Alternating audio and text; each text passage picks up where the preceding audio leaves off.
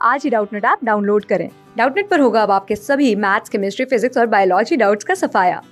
बस अपने क्वेश्चन की फोटो खींचो, उसे क्रॉप करो और तुरंत वीडियो सोल्यूशन पाओ। Download now. नमस्कार दोस्तों, हमें एक अपठित गद्यांश दिया गया है जिससे संबंधित एक प्रश्न है। प्रश्न के 4 विकल्प हैं। हमें इस गद्यांश को पढ़कर 4 में से एक सही विकल्प का चयन करना है।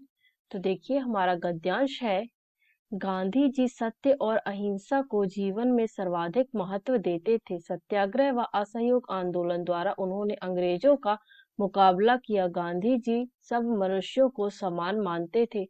धर्म, जाति, संप्रदाय, रंग आदि के आधार पर होने वाले भेदभाव को मानवता का कलंक मानते थे। वे आर्थिक असमानता को भी मिटा डालना चाहते थे, लेकिन वर्ग विहीन, जाति विहीन समाज में विश्वास रखते थे। सामाजिक न्याय, शारीरिक श्रम को महत्व देते थे। गांधी जी प्रजातांत्रिक राज्य को कल्याणकारी मानते थे। गांधी जी के अनुसार नैतिक आचरण का जीवन में विशेष स्थान होना चाहिए।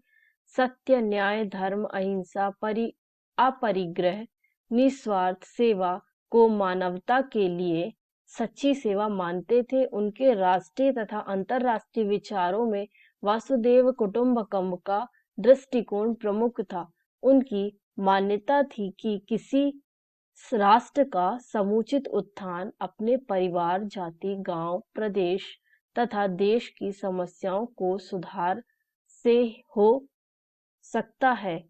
स्वयं को सुधारो, सारा विश्व सुधरेगा, उनका कहना यही था।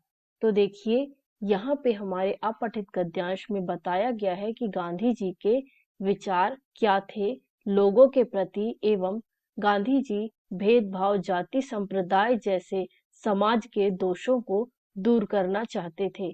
तो आइए हम देखते हैं हमारा प्रश्न क्या है। तो देखिए, प्रश्न में है, सत्याग्रह में कौन सी संधि है? जिसके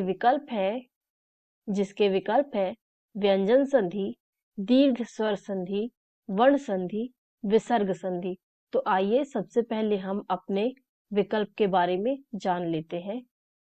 तो देखिए, व्यंजन संधि में व्यंजन,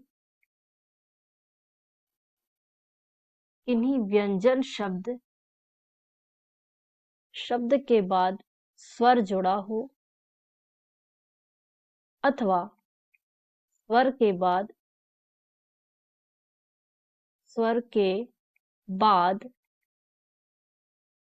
व्यंजन, कोई भी व्यंजन शब्द जुड़ा हो तो वह व्यंजन संधि कहलाती है।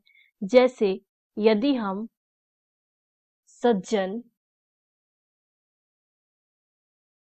सज्जन का संधि विच्छेद करें तो ये व्यंजन संधि के अंतर्गत आएगा। अगला है दीर्घ स्वर संधि। तो देखिए, दीर्घ स्वर संधि में दो छोटे स्वर मिलकर एक बड़ा स्वर का निर्माण करते हैं। जैसे आ, धन, आ हो जाएगा बड़ा आ। इसी प्रकार ई, धन, छोटी ई हो जाएगा बड़ी ई। तो ये दीर्घ स्वर बनता है, तो यह दीर्घ स्वर संधि कहलाती है। इसे हम इस प्रकार से लिख सकते हैं, जैसे धर्म, धन, अर्थ, धर्म, धन, अर्थ हो जाएगा धर्मार्थ। देखिए, दो छोटे आ मिलकर एक बड़े आ का निर्माण कर रहे हैं। अगला है वर्ण स्वर संधि। तो देखिए, वर्ण स्वर संधि में ई, बड़ा ई एवं उ, छोटा ऊ एवं बड़ा ऊ के बाद स्वर आए तो ये वर्ण स्वर संधि कहलाता है। अगला है विसर्ग संधि में विसर्ग विसर्ग के बाद कोई भी व्यंजन आए तो वे विसर्ग संधि कहलाता है। इसका यदि हम उदाहरण देखें तो नी, धन, आहार हो जाएगा नी, निराहार। तो देखिए हमारे प्रश्न में दिया है सत्याग्रह, तो इसको यदि हम संधि विच्छेद करें तो हो जाएगा सत्य, धन, आग्रह।